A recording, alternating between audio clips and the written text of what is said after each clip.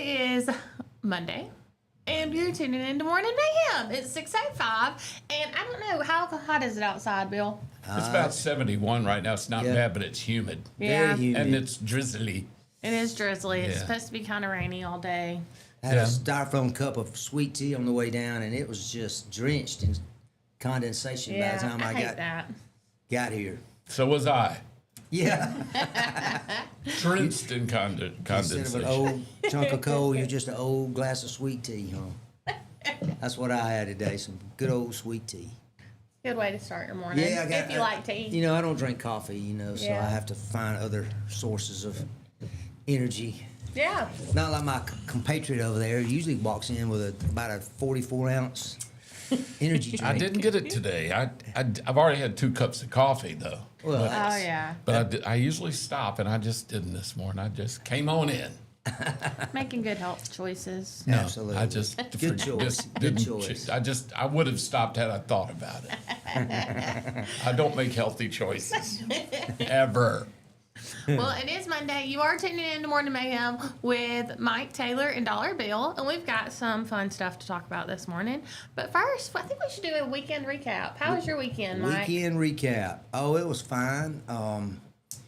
I got to go up to Southside with my peaches, with my boss's peaches, and those folks they just continually amaze me how they just show up and take care of everything, and I feel like they've become my friends. They're not just customers, coming to buy some peaches or some cucumbers or something. But I did that, and then Saturday night we went had some dinner. My wife and I, we actually had almost like a date night, Oh. which we don't get very often. Yeah. Not with a 6-year-old granddaughter. We spend a lot of time with her, which we love. And we got to do that Sunday where we all got out after church and had a nice family meal. Church was fantastic. So that's kind of a brief recap. How nice. Yeah, it was. It was real nice. What about you, Bill? I was just kind of like his, just a good weekend, but nothing particularly fancy. My friends Jeanette and Croc have just bought a brand new house in Chilton County. It's really right over the county line there below Montevallo. Oh, okay. And it's out in the country. They got like 15 acres or something, so they're in the woods. Cool. And the house, they don't just move into a house and kind of put furniture in it. They tear walls out, and they fix it the way they want it. And I mean, they do big stuff. Yeah. So they're in the midst of, they've got their kitchen completely torn out, and they're rebuilding the kitchen, and all their furniture's showing up today about 10 o'clock, I think.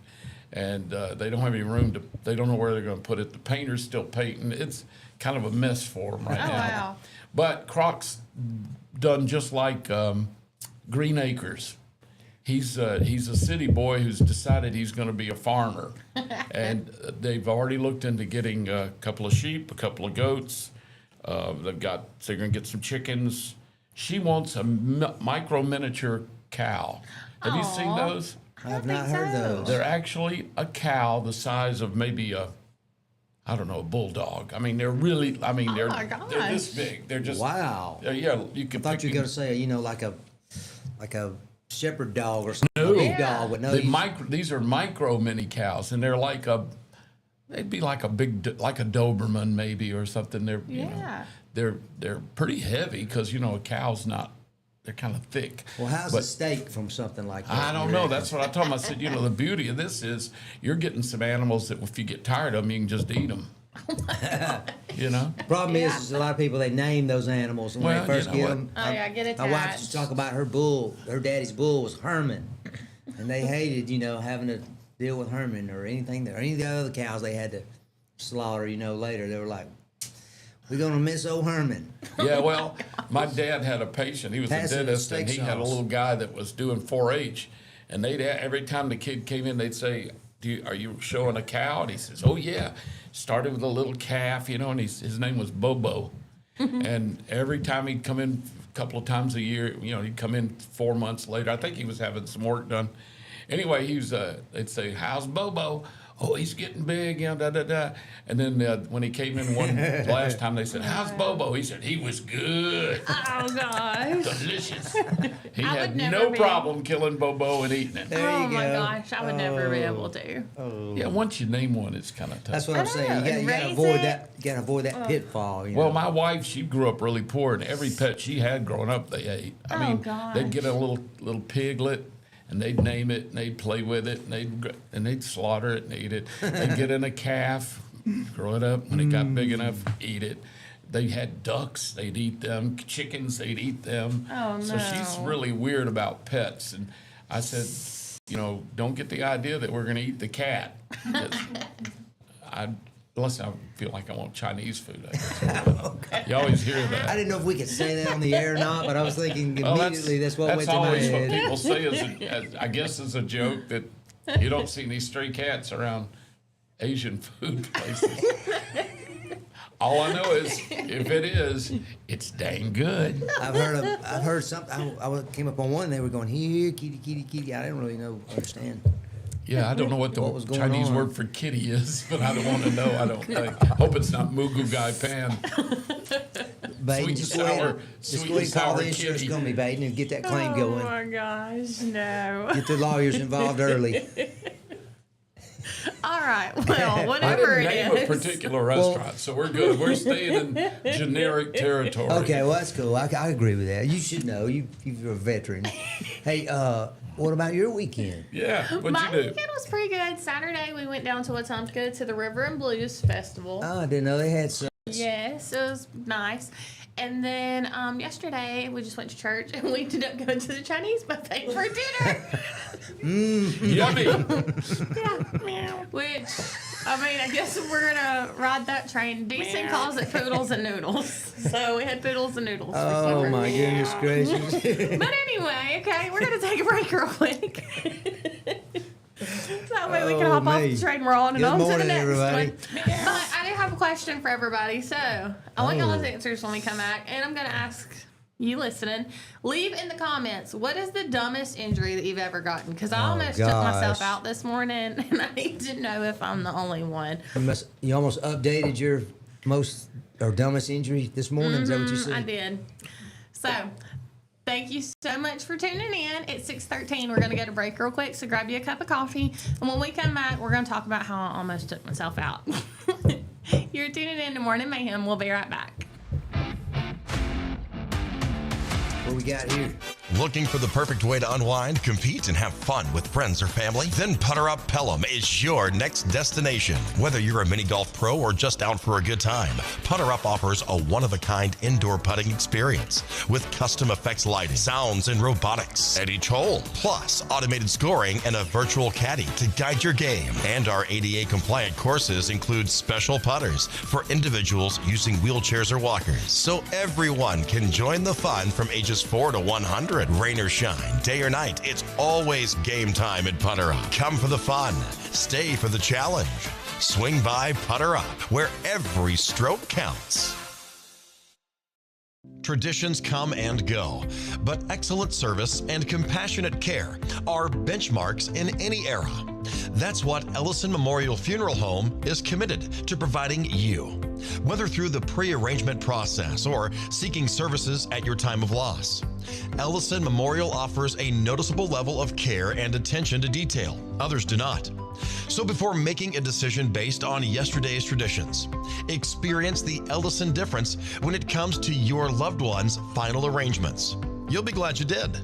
Call us today at 205-280-4600. Ellison Memorial Funeral Home, setting the new standard in local funeral service excellence.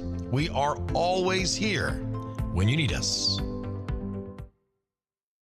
Underage drinking is deemed by many adults to be a rite of passage.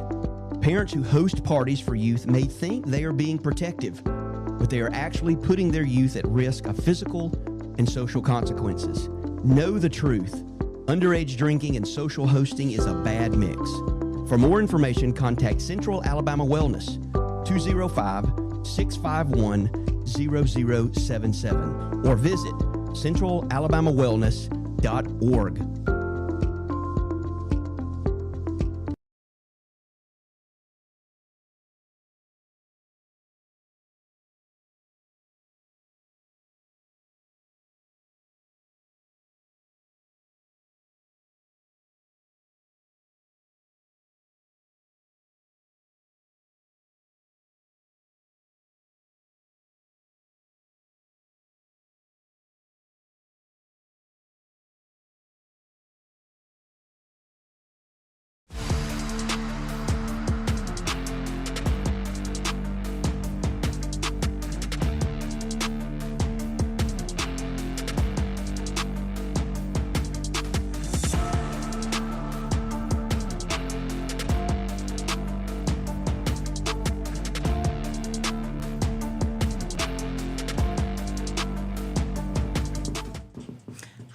Welcome back to Morning Mayhem.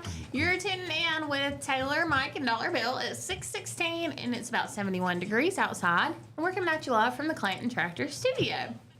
So before we went to break, I did ask, what's the dumbest injury that you've ever gotten? Because I almost sent myself to the urgent care this morning, slipping on the porch. Ouch. What'd you I know. do?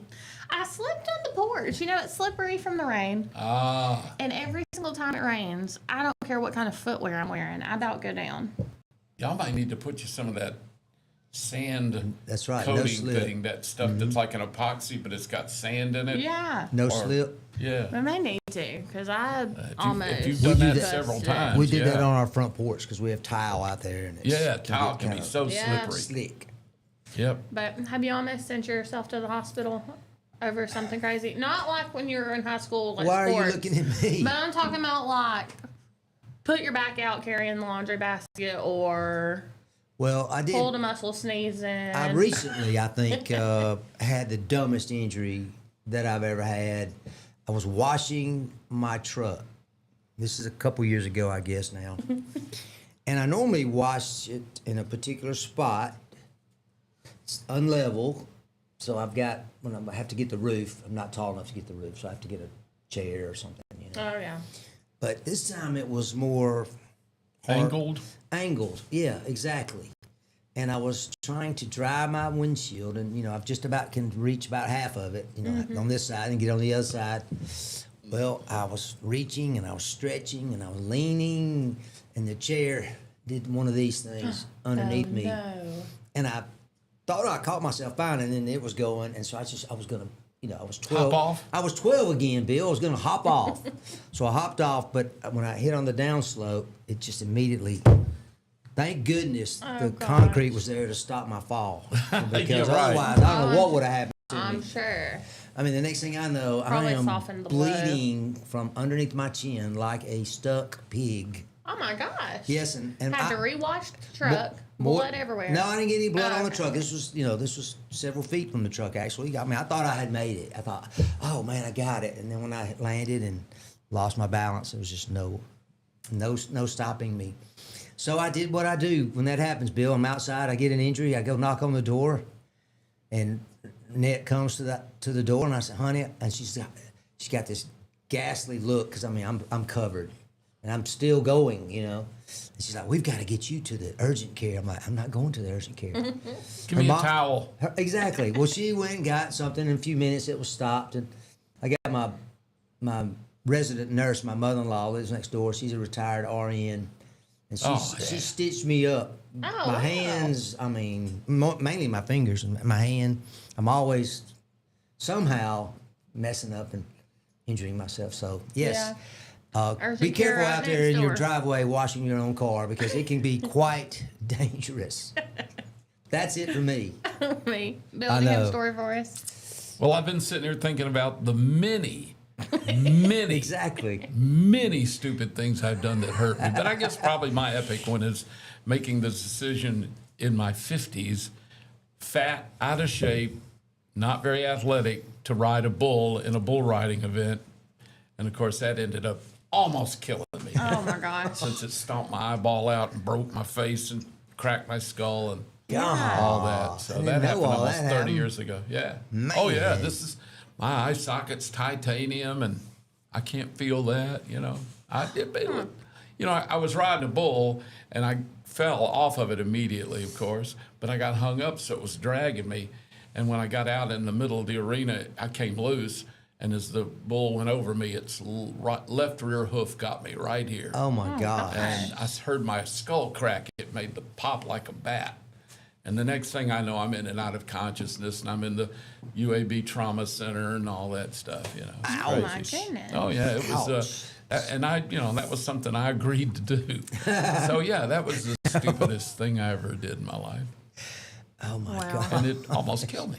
My gosh. Well, I'm glad it didn't. Well, they say what doesn't kill you makes you stronger. That's a lie. That is a lie. Oh goodness Well, gracious. Well, I, for one, I'm glad that you're still here. Well, me so- too. yeah, exactly. I'm wondering, my wife, Mary's watching right now because she has already typed in on us. Yeah. Bill's weird. Anyway, my insurance is paid up, so I'm lucky, because holy cow, if she'd seen that my insurance was caught up, Yeah. she might have stood on my hose at the. Oh, look, he's turning blue. What's causing that? There was this guy at the Blues Festival the other day. He was talking about something wasn't working, and they unplugged it and plugged it back in. It started working again. And he's like, if I'm ever on life support, just unplug me, plug me back in. Maybe it'll reset. That does reset a lot of stuff, doesn't it? Yeah, That's, exactly. that's how we fix Mary's computer so she can watch. She'll say, it's offline again. I can't get it. Our internet's down. I said, restart it. Reboot. Yeah. And she Reboot. restarts it, and it comes right back on. Works every time. It's an old computer, and it's like me. It needs a lot of restarts. The phone, That's okay. I find my phone, it benefits from a restart. Yeah. Yeah, it every so does. often. Mine you know. does too. Well, they say if you have a modem or at home or a router, that you've got to go unplug it, or unplug it completely from the power source. Don't just turn it off. Count to wait a minute or so, Yeah. and then plug it back in. They say you're supposed to do that at least once a month, and I forget. Yeah. And I just, as long as it's working, and then starts getting wonky, and I go, oh yeah, I hadn't reset it in a while. Unplug it, wait a minute, plug it back in, boom, fixes itself. I guess it needs to purge everything and then restart and realign all of its little software goodies, cookies, whatever. Well, I worked from home maybe for so. about 22, 23 years, and I was having to call into IT, but the home office, it was called the help desk, but Right. affectionately known by the employees in the field as the no help desk. No help desk, yeah. But that would be their first solution. And they would always ask me, well, have you unplugged your router? And I'm like, yes. I've called you 10 times. I know to unplug the router, but of course they're just going through their checklist. That's it, yeah. I hate when you call and they're like, do you see that cord on the back of your computer plugged in at the green dot? And you're like, Yeah. yeah. And you unplug it and they're like, don't unplug that. What if you don't unplug it? Okay, we're good. Oh no, everything's fine. Wait, I'm getting a signal. I think you unplugged it. Oh gosh. Well, wait a minute now. You can't escape answering. The fact that you almost had an injury today. Yeah, is what one have you thing. done that's actually But what been- actually happened to you that you would consider the dumbest injury? I mean, you got don't know. I can't- riding a bull and falling Yeah. off a chair is pretty dumb. She did have a mean, baby. You, I did have a baby. Well, yeah, that was pretty bad. That's not That a was dumb pretty mistake, but traumatic. that's pretty bad. Yeah, it was pretty traumatic. I don't know. I wouldn't say it was dumb. The only thing that I can really remember when I really got hurt is when I was little. I was probably about Deason's age. I fell. I think I've asked you this before about going to look at cars at the car lot after they've closed. We used to do that all the time. yes, you have. Yes. And we were at, I want to say it was Stokes when it was out here close to where Looking Good Donuts is. Yeah, just on 31 North. Yeah. Anyway, I tripped on one of those parking. Like I the guess it's a cement parking things. block. Yeah. those little Like cement. we have in front of the station. Yes. Yeah. I tripped on one of those, busted my chin open, and I thought my dad picked me up. He was carrying me to the car. I was bleeding so bad. And I remember, even though I was Deason's age, begging him not to put me in the trunk because I was bleeding, and I figured I would get blood all over the car, and that they were gonna put me in the It'll trunk. just be for 20 minutes. Don't worry, you'll be fine. I thought he was about to toss me in there and take me to the hospital. Did you So- did you have to have stitches?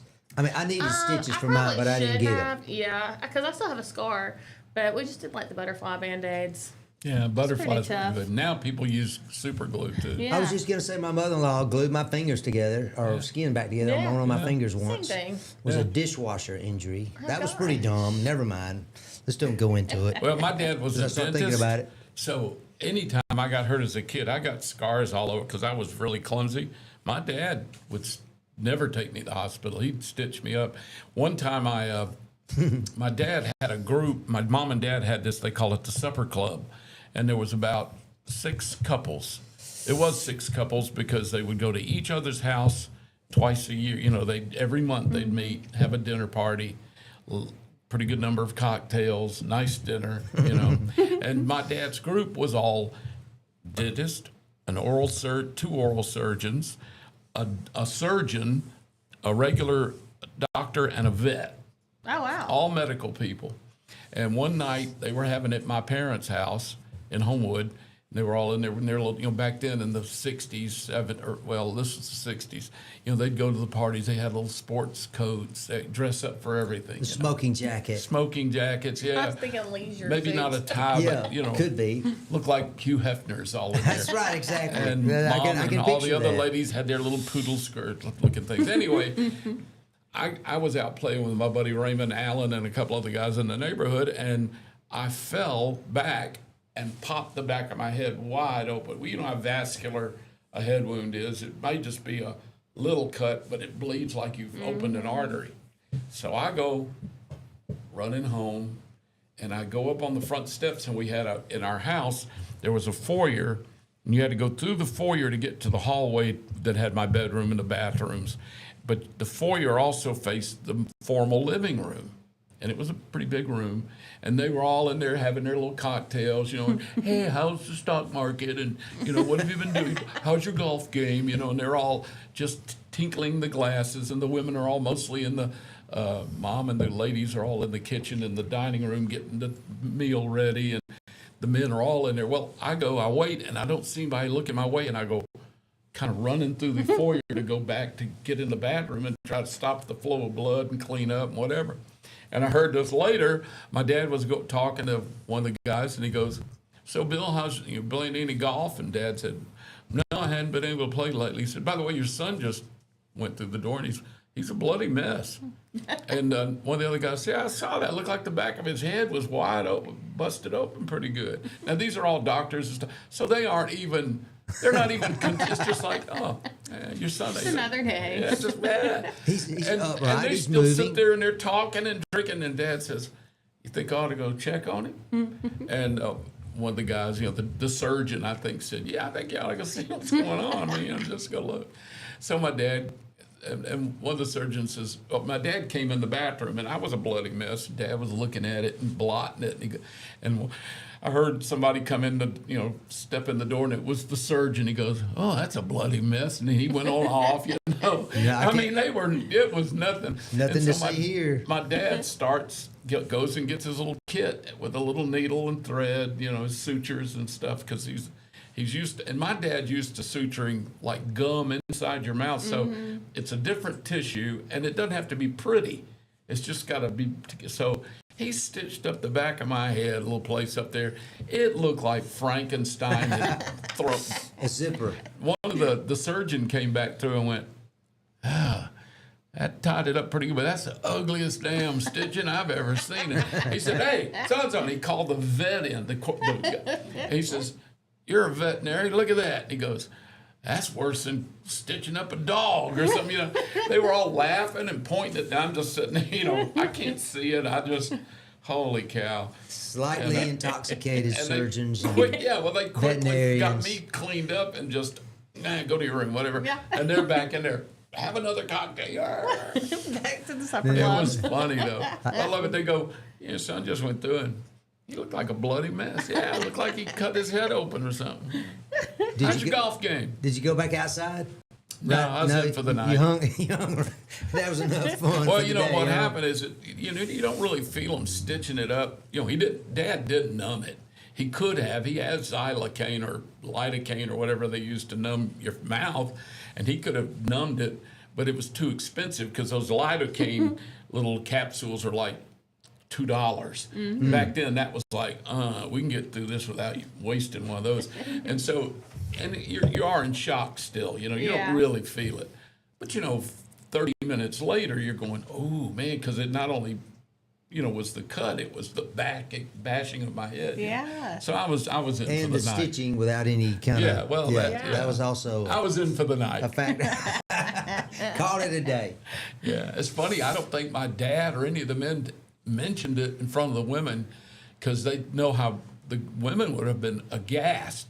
First of all, that I'd been hurt. They'd all been around, going, "No, no, no, no, no." And then when they saw Dad stitching, they'd been even worse. Oh, goodness gracious. Well, that's a pretty close second there to the bull riding. Oh, I've got lots of those. Yeah. I got stitched up so many times by my dad. And what's funny is my buddy Raymond, my childhood friend, Raymond, we've been best friends since we were 5. He's got all these stories from his perspective of standing in there in my kitchen watching Dad sew me up somewhere. Waiting to go play back of my again. shoulder, arm, wrist, hand. Dad with his little glasses, like he had those little glasses down on his nose. right. And he's trying to see sipping coffee, stitching me up on a Saturday morning, whatever. He had this stuff in a tube that I swear to God was from World War II. It was in his kit, and it was so old. You you may not remember. Do you remember when before there was plastic like squeeze tubes like toothpaste? They were aluminum. Oh yeah, metal. They were actually, you didn't have plastic like toothpaste tubes. You had aluminum metal tubes. And they would squeeze, but when you squeezed them, they didn't recover. They were metal. Right. And you had a little key you could put on the bottom of your toothpaste and roll it up to get it real efficiently clean. It's bizarre. He had a tube like that from like 1943, and this is in 70, and it was this antibiotic goop, and it obviously had turned. I don't know what color it was originally. Might have been white, creamy, clear.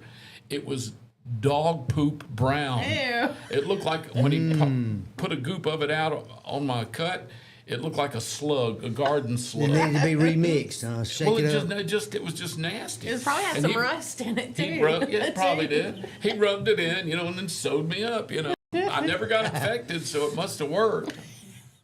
I think it was coal tar and kerosene. I don't know what it was. My gosh, we may need some more of that. Well, I'm of the Trying to figure out how to generation. My find mother would paint my throat with mercurochrome, and if you got a cut, they'd put mercurochrome or methylate on your cut. Oh, my You've never gosh. heard of those, have you? No, they don't exist because they're poisonous. They found, the mercurochrome is mercury. And they would paint you. My mother would paint if I started getting a sore throat. stung, She'd too. make me open my mouth, put my tongue out, grab a big long swab on a stick, because back then they didn't put them on paper. They were on an actual wooden stick about that long, about 5 inches long. And she'd paint the back of your throat with this nasty red Gosh. mercurochrome or methylate. I don't remember which one. One of them was red, was mercurochrome, and I think methylate was a greenish, toxic waste green. I don't know, but they don't exist now because they're poisonous. Mercurochrome, or whatever that mercurochrome, is that what it was? Mercurochrome. Yeah, it was definitely a go-to. It was a fix-all. Kind for of everything. like Bug bites, scratches, That's right. sore throat. But it would mercurochrome sting. fixed everything, and that's, by the way, that's mercury chrome is what you're. Mercurochrome. Yeah, so chromium and mercury. So it's like he said, poison Yeah. going on your Yeah, skin. pretty much poison. Yeah, didn't hurt me too bad though. I'm okay now. I'm surprised my parents didn't give me a lead popsicle to lick on. Here's a nice lead No, popsicle. but there was Lick on this lead all in the paint in all the houses that we lived in. Chew on that paint and get rid of it. It's on we're going to repaint the door. Chew it. Bite all that stuff off. Well, we're going to go to break real quick and hear a word from our sponsors. When we come back, we've got some sports updates, we have some national holiday updates, and we have people from the chamber coming to talk to us about boy. Peach Jam. All right. Yes. So, y'all stay tuned at We be 6:35. jamming. You're tuning in to Morning Mayhem with Dollar Bill, Taylor, and Mike. We'll be right back after this break.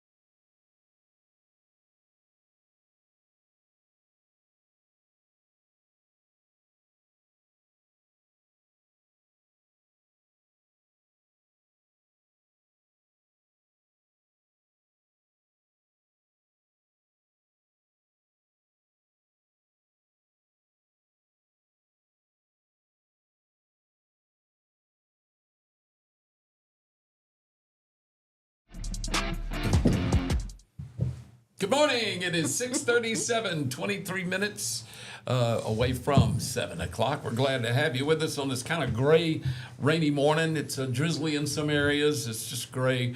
We got a chance of rain for the next day. And they say tomorrow the rain will end about, before lunch. And it should be sunny even this afternoon with a chance of pop-up thunder showers. It's going to be nice, except it's going to be hot. Yep. Supposed to get up in the 90s. We're going to hit the on 90s Wednesday. this week. Yep. I was hoping we could hold it off for another, few more days, but I guess not. I'm It's already almost tired for of a little summer. while. I'm already ready for fall. I'm ready for fall for temperatures, and I'm ready for fall for football. College Yeah. football. It's not far. High school football around here, Bill. Yeah, is that's huge. right. Yep. The only thing I hate is that fall in Alabama is still hot. Like, I want It to can go to be. the pumpkin It patch can and not be. be sweating. Yeah, I've sweat many a Halloween. Yeah. Oh, yeah. That's That's right. the last day of October. I know it. But you said football. Before football, we've got baseball playoffs. Baseball, So, World college baseball Series. playoffs, the World Series being decided this weekend, although there were 2 games, including the Crimson Tides game, were suspended because of the weather yesterday. Auburn lost. Auburn lost to Ole Miss. I'm just so Yep. disappointed. Mississippi State lost too. Yeah, they lost 2 tough games to Georgia, where they had the lead in both of those games, including one. I think they got 9 runs in Wow. one inning and lost later. Georgia Bulldogs are the SEC champs. They beat Mississippi State twice, and so they're in the College World Series, which is in Omaha, Nebraska. Traditionally they played in Omaha, Nebraska. Yeah. North Carolina eliminated USC 4-3 yesterday. Texas also punched their ticket to the World Series, beating Oregon 6-5. I mentioned Alabama is playing St. John's. All these other brackets have Auburn, Ole Miss. These big, strong baseball programs. And the Tide gets St. John's. I mean, from New York. What do they know about baseball? Yeah. Well, not the- Hall of Fame's in Coopertown. Well, they're not Yeah. the St. John's Yankees. You know what I mean? Oh, They're- yeah. I know Cooperstown. That's right. I want to go there. Have you ever been there? Never been wanting to go all my life. Man, I'm gonna. That's something I got to go see. Baseball Hall of Fame. Is Cooperstown? Do you know where that is? Is that near New York City? I think it's way up north. Is it? Okay, I think don't so. even know. I think it's in northern New York State. I had a I claim think. up in Albany and one in Syracuse, which is north of there a little ways, but that was a long time ago. Oklahoma is leading Kansas 8-1, and their game was suspended. They're going to play those games starting I think at noon today. Alabama will pick it up today. Yeah, Their they're in game. the 7th inning. They're leading 7-2. So Good. it's looking good for the Tide to make it to their first. I can't remember the last time they were in a World Series, but it's been a long time.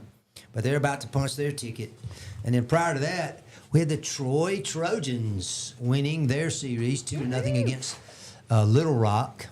Another great draw, for the Trojans. And then West Virginia got perhaps the best draw of anybody, playing Cal Poly. They beat them 12-2 and 17-1 in their 2 games. So they're in the Mountaineers are in their first ever College World Series. So you got Troy with their first one, West Virginia, and I think all these other teams have pretty much been there before, probably multiple times.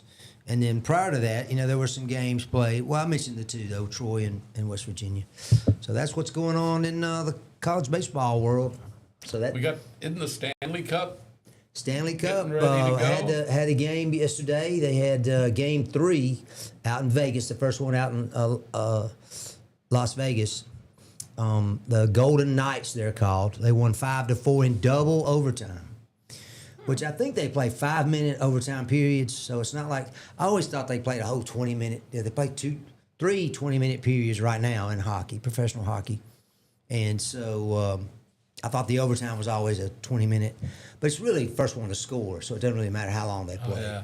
Yeah. But it turns out that I was wrong about that, or maybe they changed the rules and they play 5-minute overtime periods now. So, I like to watch overtime, Bill, in hockey because It goes so fast. they go so fast and they just are.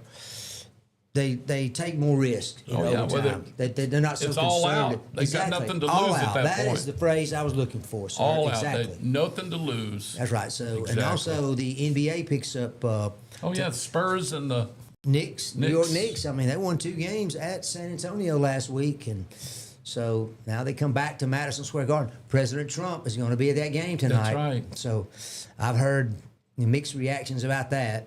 You know, it used to be, I don't know, Bill, what's happened to us, man. We're just Well, so. it used to be if the president of the United States was there, there was no politics. It was Exactly. the president of the United States at a game. Exactly. Now it's politics. Now Yeah, you it's hate him or love politics. him and whatever. I know. It's like our 250th Anniversary coming up. All these people that signed up to play now have gotten all political and withdrawn and said they don't want to. Well, they're pulling away from the one that supposedly they believe Trump's behind, not the national one. Oh, I thought that was the national one. I didn't know there was two of them. That was the problem. Okay. There is one that's being put on by the National Conservancy or whatever that's kind of the official one. This Right. one's going to be the president's.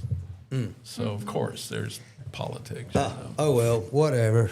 They have to deal with it. I don't. Yeah, it's, Like I you don't- said, we're down here. We're not around all that stuff up there. We can do our own thing down here anyway. Yeah, And, exactly. everybody does it in their home. I mean, 250th anniversary of our country. Everyone can celebrate that in all 50 states and Puerto Rico, I guess. You know, Bill, I remember the bicentennial, 1976. I remember it well. Year I graduated. No, the year after I graduated college. Okay. Well, I remember that New York Harbor was full of all these different boats, and they had hoses. I don't know if they were all firefighters or what, but they had their water just going Wasn't Old everywhere. Ironsides part of that? Didn't they take it out? I wouldn't and doubt it. Bring it in that Revolutionary War Oh, ship yes. called Old Ironsides. Which I have been on, the USS Constitution. That's it. Yeah. Since been on it? I have. Where'd they keep that? In Boston In Harbor. Boston Harbor. Actually, I think they sailed near it to New Charlestown. York. I wouldn't doubt it. They do take it out. It is Yeah. still a commissioned ship Right. in the U.S. Navy. I think the Academy. What is it? The Naval Academy, Annapolis. Annapolis, I think Maryland. those guys have to crew it one time. Oh, in their, do they? That's part of their deal. The crewing an actual sailing vessel one time in their career. Well, I was in Boston for a convention years ago, and a friend of mine's grandson, I think it was an ensign, and that was his assignment. Really. Now, you talk about a fantastic assignment. It's huge, yeah, but And it's he dangerous. got it arranged where we could go after it's open for tours during the regular But he in got the you on day. the private We tour? got a private tour, and we got to go in that thing, and it was wild. I mean, Isn't it small? Isn't it amazing how they had to live in that thing? it's about 300. It's as big as a football field, but Right, it's so it's huge. small when you consider But all you the get inside there guns. and it's tiny stuff. And then they got those masts are huge and so tall. And those guys have to scramble up to unfurl sail. I mean, it's dangerous. That's right. It is. And then, of course, you got guys shooting cannons and getting shot at. They if call you're in these guys, war. I think they called them powder monkeys. They would get these young boys, really 11, 12 years old, to run up and down. and Bringing the powder up Bringing and the down powder from the- up because, they had to try to keep it dry. Right. They had a completely copper-clad storage in the very front of the ship, I think it was. I guess it was the front. Yeah, it was it had to be the in front. the bow. Yeah, in the bow, exactly. And that was the strangest thing I'd ever seen. But it was so cool. And they were talking about these they would get these small young boys to run up and down these because it was all a rope ladder, and none of it was a wood. It was Right. all rope, and they would just climb up and bring them whatever ordnance they needed. Whatever they needed. And they had I don't know how many guns on that thing, man. I bet it was 30 or 40. Still these cannons, and they were they had these big ropes behind them. You know what the ropes were for? Is that cannons for the would fire recoil? the recoil, and they would catch and you had to make sure you were, Not between 3 the or 4 cannon and the rope. Exactly, because Yeah. it would just crush you. These things would. You think about it. Not Here's much. a ship with all these cannons, and typically they're shooting from one side or the other, the broadside. they Yeah, call that's it. right. Back in And those days. The thing is, you got these little 11 to 15-year-old boys running up and down these ropes carrying gunpowder and lead and stuff during combat. Oh yeah. I mean, they were in combat at 11 years old. Didn't need it getting before shot that. at, and I know it's just it. amazing. I mean, you think about what some of these people went through. We talk about kids now. These are 11-year-olds in combat missions. I think there were three. crazy. There was the deck and then 2 other levels below, I believe, if I remember correctly.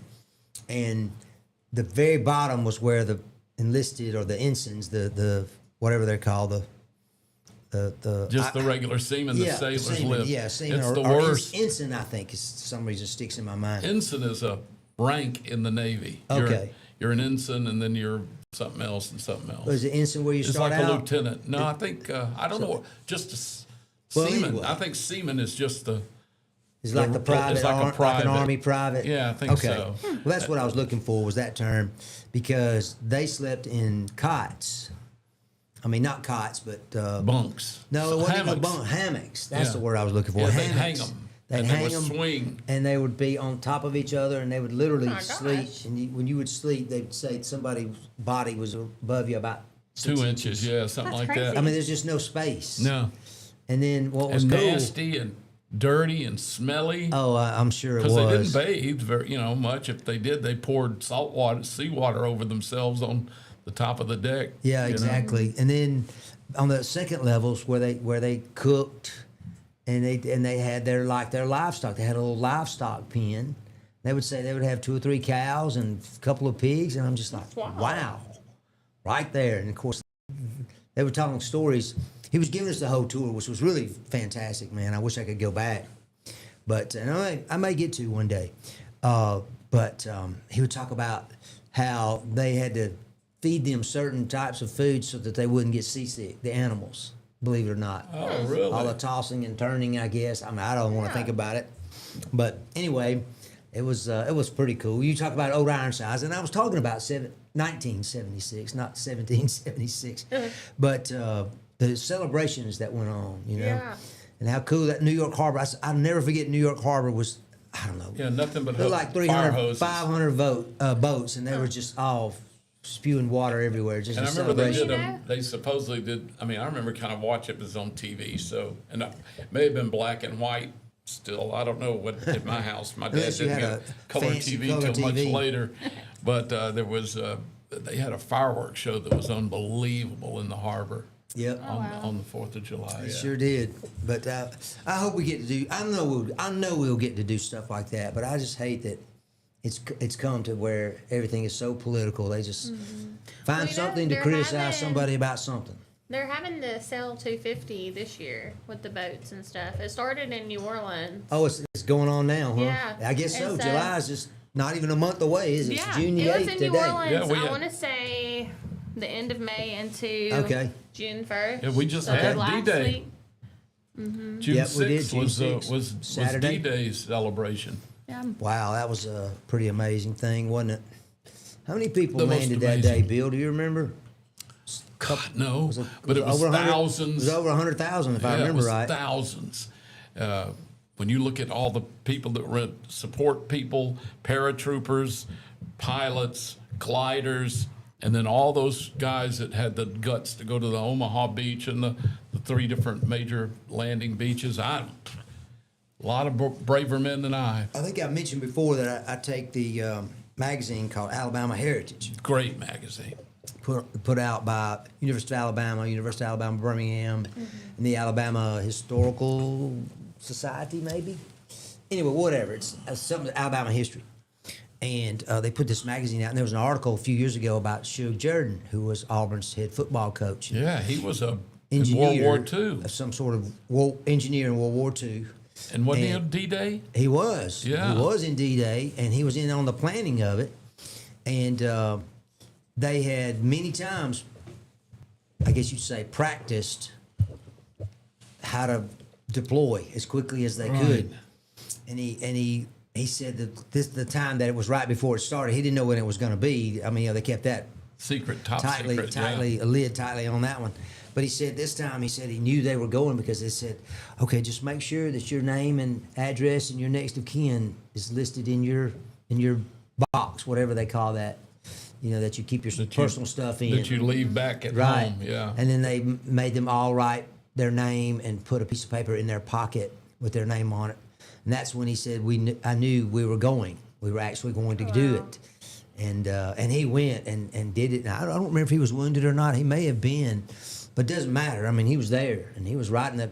And he got off one of those, whatever those landing. What are those things called? Those PT? Higgins boat or okay. Higgins boats or It's just landing amphibious. craft. Yeah, it's amphibious. You know, they drive them right up to the beach and lay the Drop thing out. the- But somehow the Germans either knew they were there coming, or they had just fortified that entire They coast had right there, because they really thought. they were firing at them immediately. I mean, they were But they killing thought people. we were going to do it somewhere else. You know, we had to fake them off. We had all kind of fake stuff to look like we were diversion. going to go somewhere north or something. Yeah. I'm not that up on my. I should be better on my history, but Well, Bill, that's been we were lucky that- 81 years ago. I know Hard to believe. my dad, was a Marine in World War II. He lost two brothers. One was an infantryman who got killed in the Battle of the Bulge, and the other was a B-29 pilot that got killed over Tinian in the Pacific.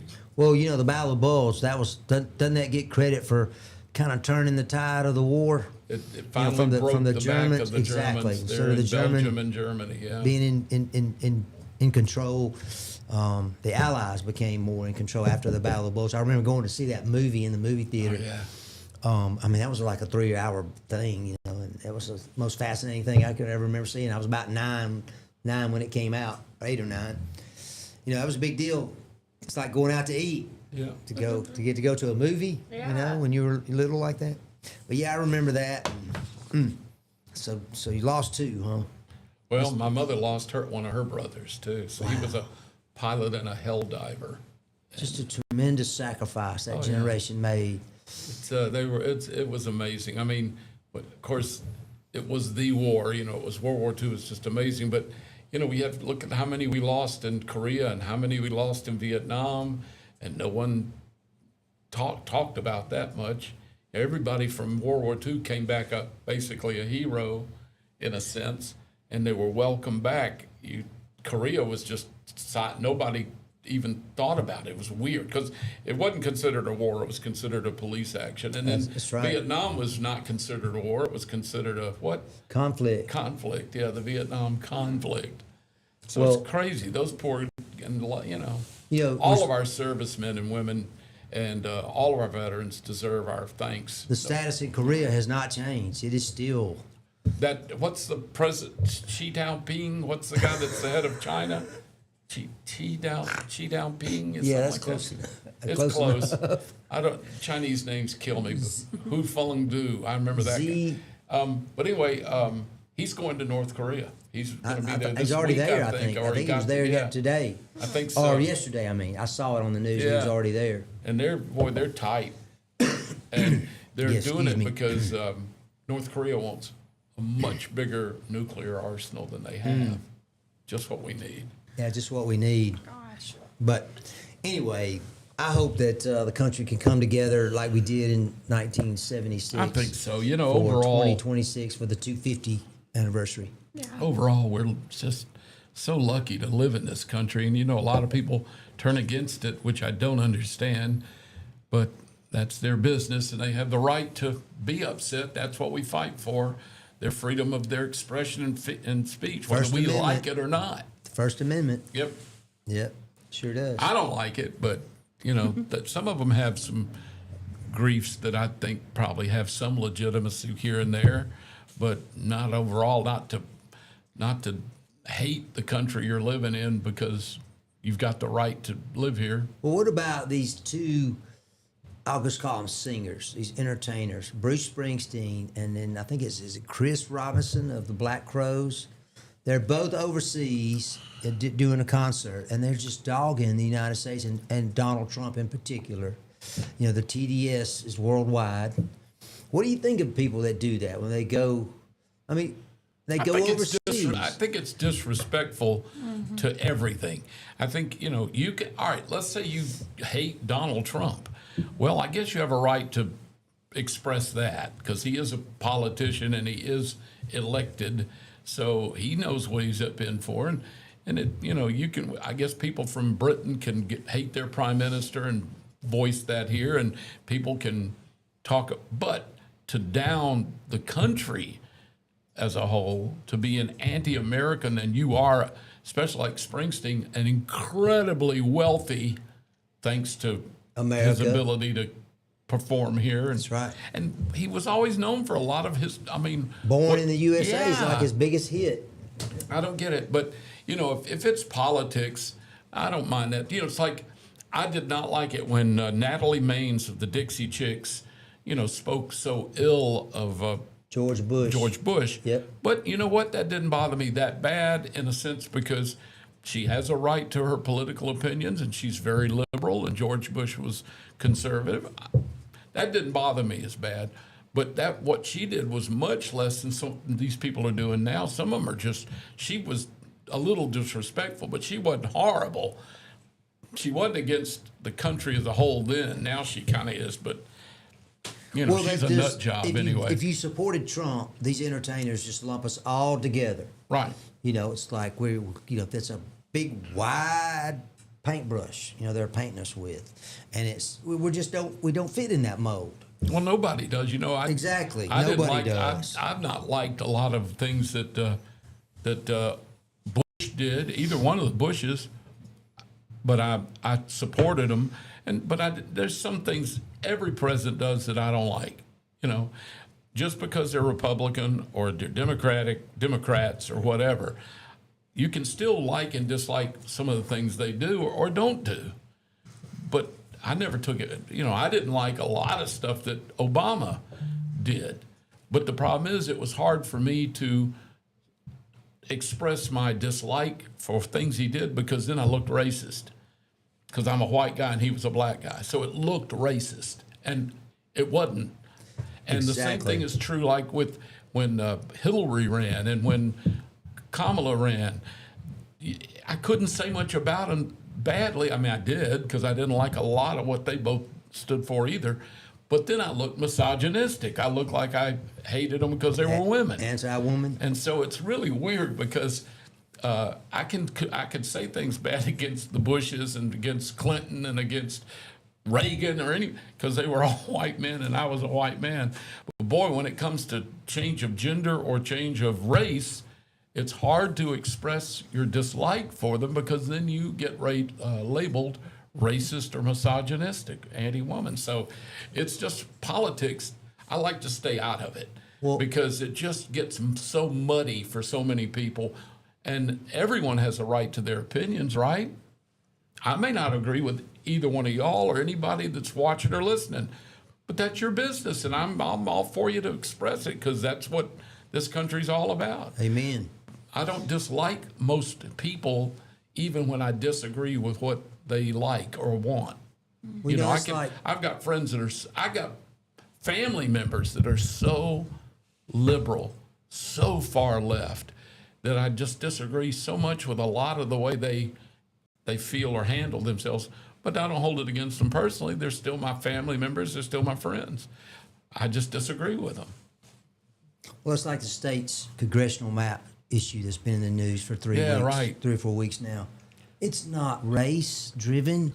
It's ideology driven.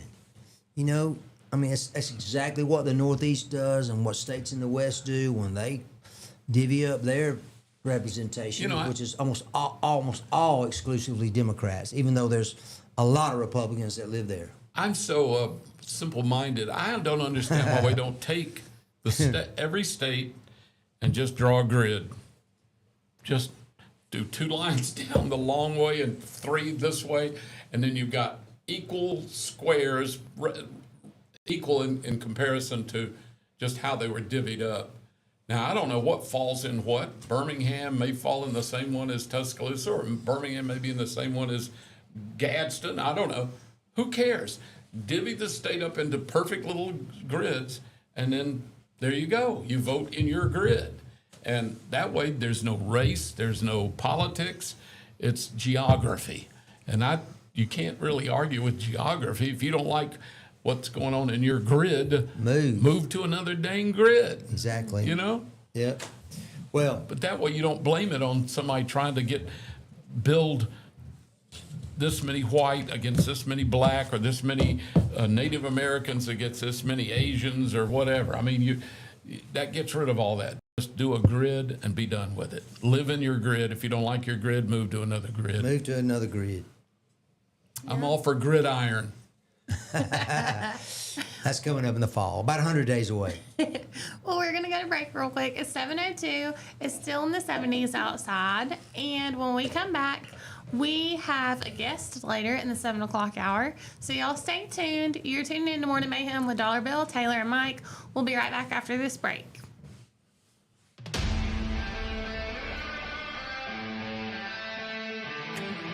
There's a pride that comes from employing over 6,000 people in America. Welding, fabricating, assembling with local and global parts. Delivering a machine just right for you. Japanese engineering meets American ingenuity that builds on our 50-year legacy of quality, reliability, and durability that makes us the #1 selling compact tractor in the U.S. These aren't just machines. This is a way of life. And that's why Kubota is investing hundreds of millions right here at home. Because we won't settle on what was good enough yesterday. We're innovating with inspiration from the hard-working men and women that proudly sit on our equipment every day. So you can be sure that every one of us have you in mind when a machine or implement comes down that line. We know how hard you work. We'll do the same. This is Kubota. Looking for the perfect way to unwind, compete, and have fun with friends or family? Then Putter Up Pelham is your next destination. Whether you're a mini golf pro or just out for a good time, Putter Up offers a one-of-a-kind indoor putting experience with custom effects lighting, sounds, and robotics at each hole, plus automated scoring and a virtual caddy to guide your game. And our ADA-compliant courses include special putters for individuals using wheelchairs or walkers, so everyone can join the fun from ages 4 to 100. Rain or shine, day or night, it's always game time at Putter Up. Come for the fun, stay for the challenge. Swing by Putter Up, where every stroke counts. Traditions come and go, but excellent service and compassionate care are benchmarks in any era. That's what Ellison Memorial Funeral Home is committed to providing you, whether through the pre-arrangement process or seeking services at your time of loss. Ellison Memorial offers a noticeable level of care and attention to detail. Others do not. So before making a decision based on yesterday's traditions, experience the Ellison difference when it comes to your loved one's final arrangements. You'll be glad you did. Call us today at 205-280-4600. Ellison Memorial Funeral Home, setting the new standard in local funeral service excellence. We are always here when you need us. Underage drinking is deemed by many adults to be a rite of passage. Parents who host parties for youth may think they are being protective, but they are actually putting their youth at risk of physical and social consequences. Know the truth. Underage drinking and social hosting is a bad mix. For more information, contact Central Alabama Wellness, 205-651-0077, or visit centralalabamawellness.org.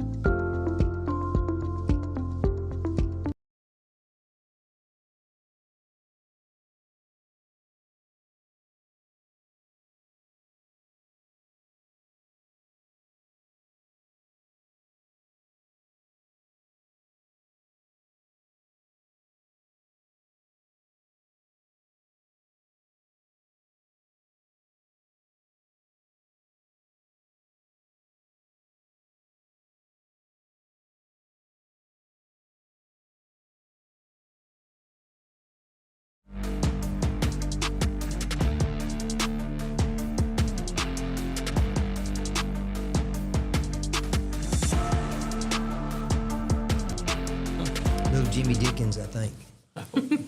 Good morning, y'all. You're tuning in to Morning Mayhem. It's 7:06. It's in the 70s outside. And I didn't look. Is it still raining? I think it's just kind of A little drizzly. Yeah, Like, it's 73 now. it's warming up. Hanging over us, you know. Yeah. The air's heavy, I think they call it, right? Oh yeah. Yeah, it is. Yeah. Yeah, I'm Lot of hoping- moisture. I'm right. hoping that the rain will hold off in the afternoons because Deason's swim got moved to this week from last week because of the rainstorms. Whose? My son's Oh, his what? swim lessons. Oh, where does he do those? He does them here in town with a lady that At the, She kinda at the does her own city business. pool or City her own pool business? or her own pool? Yeah. at her own pool. Oh, that's cool. Yeah. Yeah, he was so excited last week, and then it got moved. We have a friend that So- does that in Jemison. In fact, she actually came for a couple years to, not our pool, but my mother-in-law's pool, and Hannah, our daughter, took lessons from her. Aw. Yeah, right there, in a pool she's comfortable with. That's good. Yeah. I know Deason loves it. So we're looking forward to Did you that. take swim lessons, Bill, or did you just I kinda, did, yeah, you my just get pa- thrown in the water, or No, what? well, both. We had a lake place up at Gunnersville, so my dad was big about just getting in the water. He didn't throw me in, but kind of. And then my mother hooked me up with swim lessons at the old Hollywood Country Club. Ooh. There in where Brookwood Mall is now, or up there near that Where it area. was. How about Yeah. that? They're building something new They're now. right. When I was a kid, there was of course, Lakeshore Drive is that long drive from Brookwood, what was the mall, all the way to Green Springs, Mm-hmm. and that whole area of woods there was a huge lake. That's Yeah. why it's called Lakeshore Drive. And during World War II, the dam broke, and they didn't have the resources or money, so they let it go dry. Then they, at the end of the war, they rebuilt the dam a little bit, refilled up the lake, and then the dam went out again, and they didn't have the money or the resources, so they let it just drain, and it became woods.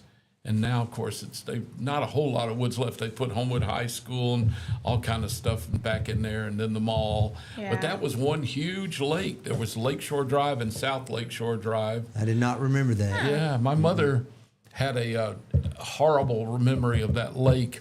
It was really big, and she said one gray cold morning she was going to work before she married my dad.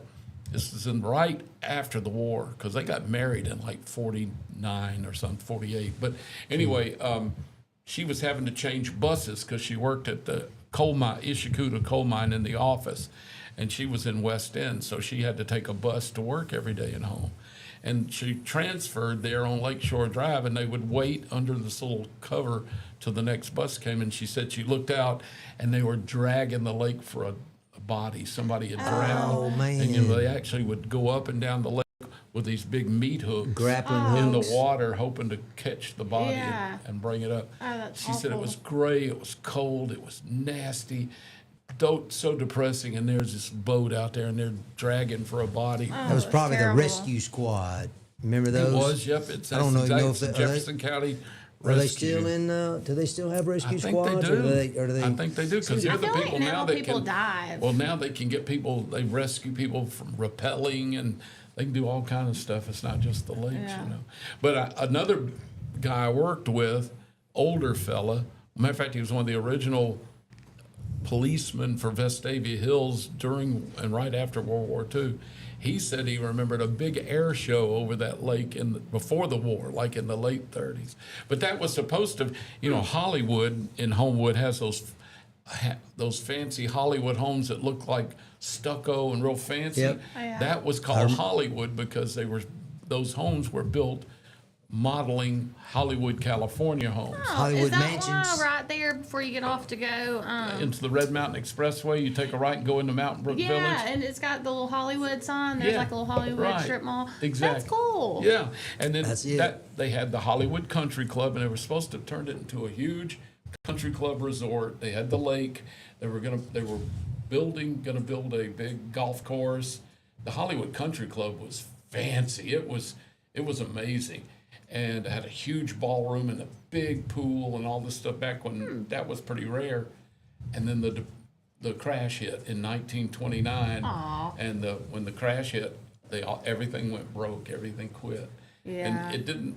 It kind of languished until the late 30s, till the war, and then right after the war, everything blew up again. But by that time, the Hollywood Country Club was kind of old, Yeah. and had been in disrepair for a number of years, so they got rid of it.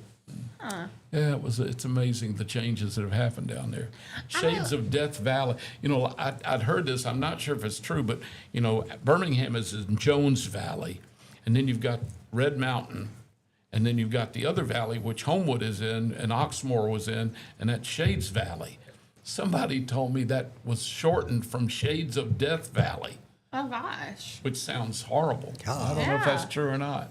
I don't know. I'm sure somebody that didn't like the area made it up. Yeah. That could happen. It makes me sad to see like country clubs closed and just Yeah. worn down. There's one on the way to Wetumpka that's closed, and it's been sitting empty And it's real- probably since it was pretty in its day, wasn't it? Yeah. Yeah, I know the one you're talking about. the Quail. Yeah, Quail Run or something, yeah.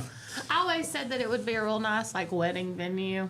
Yeah, you think someone would jump on that. Yeah. I know they had a little golf course in It was Quail Walk. I just remembered it. Okay, yeah, Yeah. I knew Quail it was Walk, Quail yeah, something. there In you Maybe go. think of Wetumpka. it. I was Yeah. like, that's not right. It's Quail. And that's such a cute little area and a little golf course, but What were you saying, I though, don't know. Bill? there was one also in it's not in Columbiana, it's not in Chelsea, it's kind of in Shelby. It's not in Clear. Anyway, it was out kind of it was in Columbiana area, and it was a little golf course and pretty little and now it's been closed down. They shut down the golf course about 6-8 years ago. yeah, like and now going back towards Shelby to come Yeah, down. exactly. Yeah, come And on now over the the top. buildings- It is in Columbiana. It's Yeah. Yeah. I want to say it was called Meadows or Meadowfields or Something something like like It that. was real pretty too. It was. And It was what they called an executive course. You know, it's like a very short holes. Yeah, it wasn't a par three, but it was close to it. Yeah, it was. Yeah. They had some And I think it was 200 only yard par fours. Yeah, you and I know, think it was only 9 holes, wasn't it? it was only 9 wow. holes. Yeah, it was half a That's why I half thought a the golf course. I can't do 18 holes. You what? I can't do 18 holes. You can't? Now, I've never played a golf game, but putt, Oh, yeah. 18 holes, I'm out. Well, I wasn't. I played a lot of golf, but I wasn't a good golfer. So 18 would, and I always had a cart. Every now and then I'd get buddies talk me into doing a pull cart or walking it. Yeah. And after 9, I was done. Yeah. I could.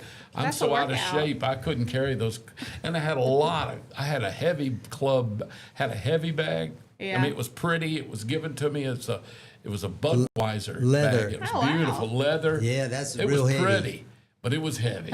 And then I had lots of stuff in it because I not only had all my irons and drivers. I had a wedge. Had a big Bertha. I had that thing you can scope out and pick yeah. balls out of the water because I was so bad to feed them. I'd get some out. But anyway, it was if I had to walk it, I couldn't hardly make 9. And if I had to do a pull cart, I could do 9. But halfway up back, somewhere around 11 or 12, I started really running out of juice. Yeah. By 18, my tongue was out and I was barely moving. Well, hopefully you had the big lead, after 12 that you could hang on to it. After Oh no, the I end was. of the- I always tell people when I shot golf, if I could shoot 110, I was happy. But then I had to go the back 9. Yeah, oh yeah, So I averaged like 200. I was terrible. I loved the game, played it all the time. I was kind of the joke of the group because I was so bad.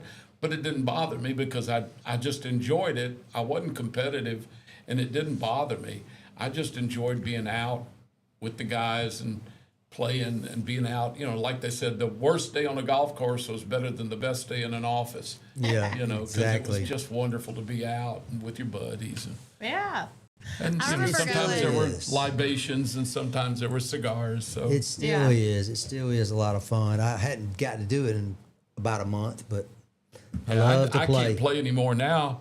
All I can do is I can drive your cart and I can, I can sit and talk and visit with you. But You can with get the my cold legs and drinks. all, I can't even swing them. Do You what? get the cold drinks out I'd of the be cooler. glad. You could Yeah, wash the- the balls. Do what? You could wash the balls. Do they still have the little ball wash? They Oh, do. yeah. They do. Yeah, that was my favorite part, riding on the golf cart and hopping off. And get the Yeah. pump the little ball in the ball washer. Yeah. Some Dry of it them off. would fit. You could put 2 balls in there. Oh my Yeah, goodness. some Had of them 2 slots. fancy. Yeah, Yeah. man, you're at Really a cut down on nice time. course when you see one of those. I didn't have to, all these guys that had these expensive Pinnacles and really expensive golf balls.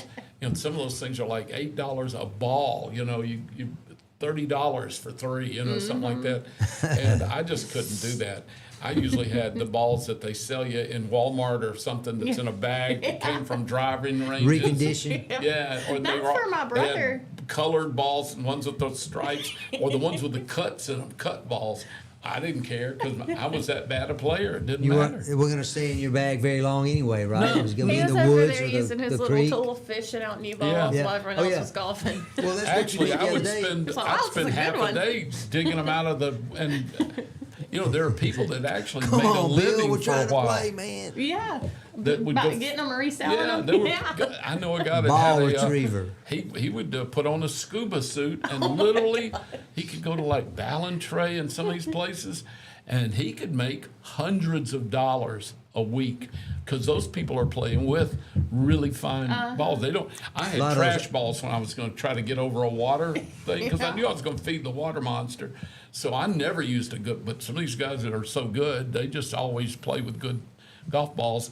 And he could make a fortune. He'd I come out bet. and make, 100 golf balls. You resell them at $1 a piece. That's $100. Yeah.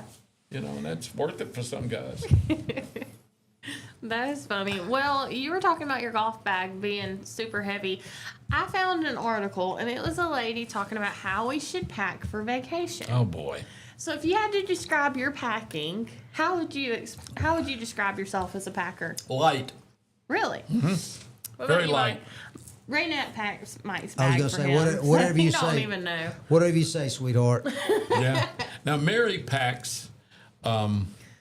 I know she's probably watching and listening, but if we're going to go just like an overnight stay, it looks like we've got to have van lines, a moving truck come get our too. luggage. Oh my God, she puts in 6 pairs of shoes, 4 or 5 different outfits. Mm-hmm. We're going one night. Yeah, Yeah, but but she she may dresses get there and not like her outfit. Bingo. for the mood, right? Yeah. That's it. That's why all those shoes are in there. That's what I heard. That's what my woman says. Don't get it. Well, I'm a heavy packer too, because just because I like an outfit at home don't mean I'm going to like it Really? 2 hours up the road. In the light of the hotel room, Right. or the But this lady says we should pack like toddlers. Like what? Toddlers. So how do we pack for So toddlers? what? You wear a lot of diapers while you're on the road? No. She One- says, Onesies? Onesies. That's exactly right. That's No. what I said. Onesies. She says, first off, everyone should cut down on packing, and it's cut down on time it takes to pack, and time on vacation that it takes to pick out clothes, and you should take out all your just-in-case clothes. So, like mine and Mary's 3 extra outfits Yes. in case we don't like our one. She said to do this, you should start with one color story. What does that mean? So that means like all your clothes are in the same season. Pick 2 or 3 colors that go in the same color palette. What does that mean? That way. He's so annoyed right now. He's like, I don't care. What does that mean? Mary, if you're watching, because Dollar Bill's not listening. help us. Help us. I'm listening, but I don't understand it. I You just, want to pack clothes that go together. One bag. Gleam What of Griff clothes says he don't go packs one, together? one bag. Well, I mean, you wouldn't wear a black shirt with brown pants. Why not? why not? Oh my goodness. Really? Yeah. I wear black shirts and brown pants all the time. Really? I guess. Hmm. I've got a, what have I, I've got a gray and but blue. that matches today. It was accidental. It was clean. I put on what's clean. Anyway, you want to pack clothes that match I thought you were each fishing other. earlier this morning Yeah, or it something. feels like it. Yeah. Yeah. All right. Here's So- the deal. Here's how I pack. Okay. All right. I don't have to pack any shoes because I'm wearing a pair, and that's the pair I'm going to wear till the whole time. I So take even one, if you go to the beach. yeah, one pair. I don't go to the beach. No flip Anyway, flops? so then you put in one. All right. So you're wearing pants. Mm-hmm. So that's the pants. If you're going to drive somewhere, the pants you drive to your destination in, you can wear to ride home in. So that's 2 sets of pair with 1 pair of pants. Okay. Then you have another pair of pants and maybe a pair of shorts and maybe a bathing suit. You got how many days you're gone? Underwear for each day. Only one. You might get you might throw in an extra. If you think you might have a need for a spare. If your stomach's upset, I found it's always 6 wise extra. to bring that extra underwear. Yeah, Yes. always have. I do throw in an extra pair or two, just especially at my age now. And then you have, if you need socks, you put in one pair of socks. And then whatever you sleep in, if you wear sleep pants or pajamas, put those in there. Bingo! That and your, your bag of all your shaving and toothbrush and Your DOP kit. DOP kit. Exactly. Yeah. Well- I throw my DOP kit in there. Oh, and then of course at my age now, medications. Now I've got a DOP kit that's nothing but insulin and pills. This is getting old for the birds. And hearing aids and Like maybe batteries. So clothes you pack light, but you'll need a checked bag for all your medicines. yeah, well, Right. they say to don't put any. They say always have your medicines in whatever you carry on if you fly, and I do that. But only thing I carry on in an airplane is either my medications and maybe my laptop. Yeah. And that's it. I don't carry anything else on much. It's really irritating. And I do check almost to all be my luggage. on a plane and have somebody bringing these overstuffed That's the thing. You see, bags there's and no way jamming some them of in those the- bags that they're putting in that Exactly. overhead It's like, fit pay that the thing at the airport. $25 and be done with it. I saw some people. I saw a guy get on a plane. I just came back not long ago from my flight up to for the firefighters memorial, and this young guy got on. And first of all, he was he really dressed up for that flight. He was wearing short shorts, flip flops, and a t-shirt, and a thin t. I mean, he was just about ready for either bed or naked. He was not dressed up at all. And then he came on with this backpack that looked like he was about to ascend Mount Everest. Yeah, It literally exactly. was 6 feet. I mean, it went from above his head to below his butt, and he sat, and you could. Oh, it was. I don't know why they let him bring it on the plane. Yeah. It was Exactly. obviously twice the size of that stupid thing you're supposed to fit your bag into at the airport when Yeah, you're checking in. they don't do that I don't know either. why they let him get by with that. Andy, his carry-on was bigger than my luggage. Oh my gosh. He literally took up 2 overhead bins because there was one other bag and it fit in there, but it was just his bag and one other little one, and then he used another one for the other one because it wouldn't fit under the seat. It was so big. Goodness. I And don't he had understand. on minimal clothing. Minimal clothing. So you're saying he was Which probably moving. Which I don't complain about if it's a girl. Well, maybe my I would gosh. have some women. Have you ever, as an airline, ever lost your bag? Yes. They did. Yes. Did you recover it later? Yes, I did actually. Well, they would That deliver happened to it. me once where I recovered it, Yeah, but just once. I went to Boston and to see my son and his wife and my daughter-in-law, and we got there, but my luggage was my wife's luggage was there. Came on the carousel, and I kept waiting, and mine wasn't there. And it somehow we checked them at the same time. Mine went to, I don't know, Philadelphia or somewhere, I don't know, maybe West Coast. Honolulu. And they said that it would come in on the flight like 4 hours later, and they would bring me the luggage. Oh, wow. So I gave them my son's address, and sure enough, about 2 a.m., we got in at like 6 o'clock that evening. About 2 a.m., they arrived.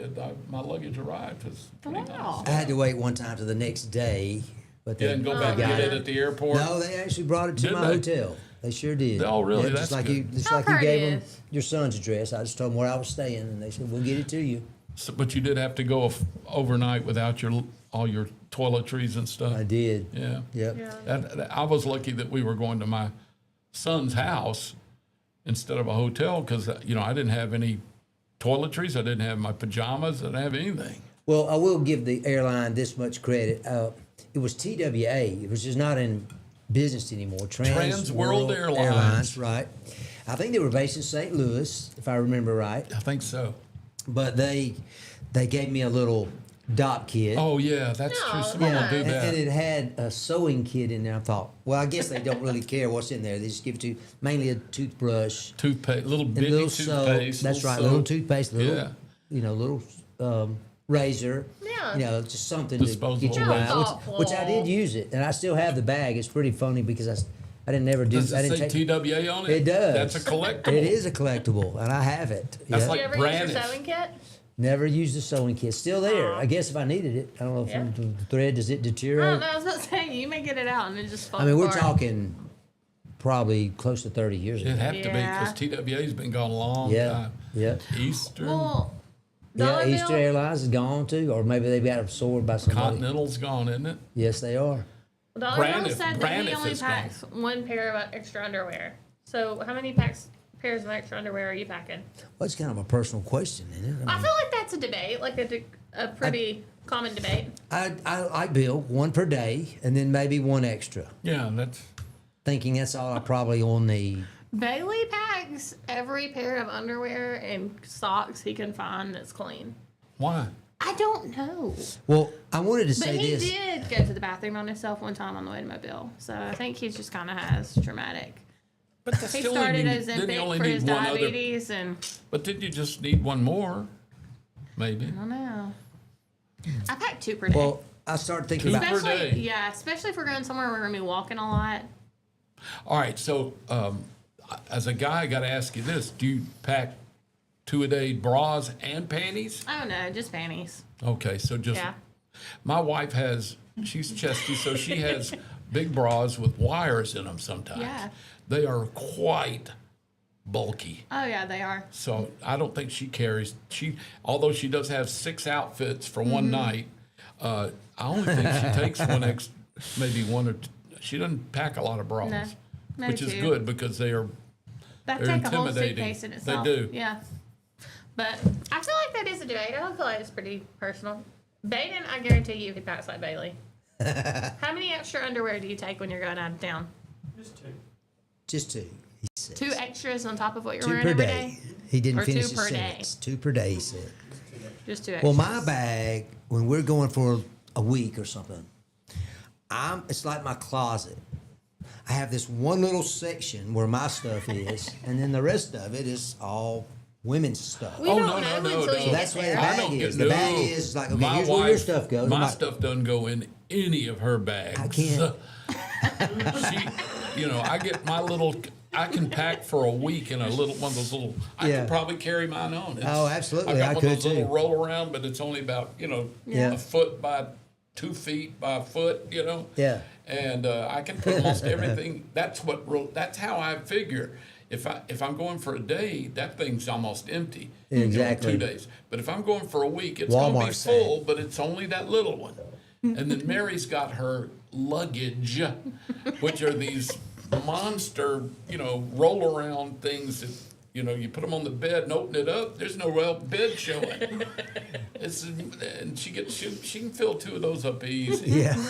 Well, Glenn McGriff said he's a one-bag type of guy, too. Yeah, he's a one bagger. But we're going to get a break because Mary's going to be calling Dollar Bill here in a minute. We need to We give expect them a Bill second. to be back after these messages, but we're not sure. We're just- not sure, but we The know for truth sure. will set you free. We know for sure that our guests will be in. So you've been tuning in to Morning Mayhem with Mike, Taylor, and Dollar Bill. If you have been listening, comment and let us know how many pairs of underwear you're taking with you on vacation. We'll be back after this break.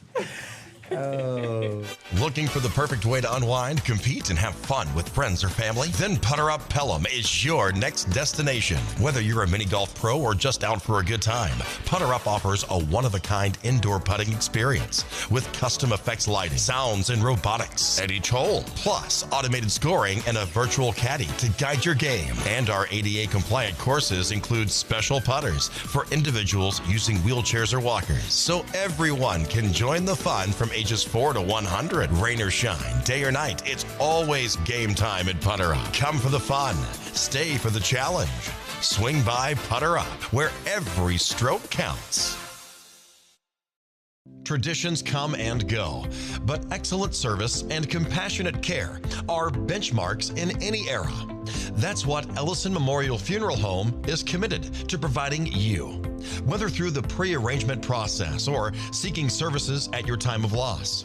Ellison Memorial offers a noticeable level of care and attention to detail. Others do not. So before making a decision based on yesterday's traditions, experience the Ellison difference when it comes to your loved one's final arrangements. You'll be glad you did. Call us today at 205-280-4600. Ellison Memorial Funeral Home, setting the new standard in local funeral service excellence. We are always here when you need us. Underage drinking is deemed by many adults to be a rite of passage. Parents who host parties for youth may think they are being protective, but they are actually putting their youth at risk of physical and social consequences. Know the truth. Underage drinking and social hosting is a bad mix. For more information, contact Central Alabama Wellness, 205-651-0077, or visit centralalabamawellness.org.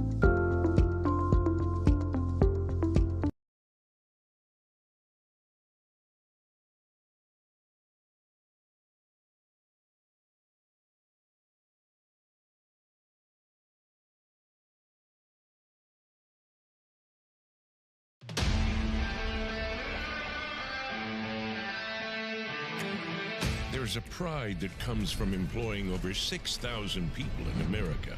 Welding, fabricating, assembling with local and global parts. Delivering a machine just right for you. Japanese engineering meets American ingenuity that builds on our 50-year legacy of quality, reliability, and durability that makes us the #1 selling compact tractor in the U.S. These aren't just machines. This is a way of life. And that's why Kubota is investing hundreds of millions right here at home. Because we won't settle on what was good enough yesterday. We're innovating with inspiration from the hard-working men and women that proudly sit on our equipment every day. So you can be sure that every one of us have you in mind when a machine or implement comes down that line. We know how hard you work. We'll do the same. This is Kubota.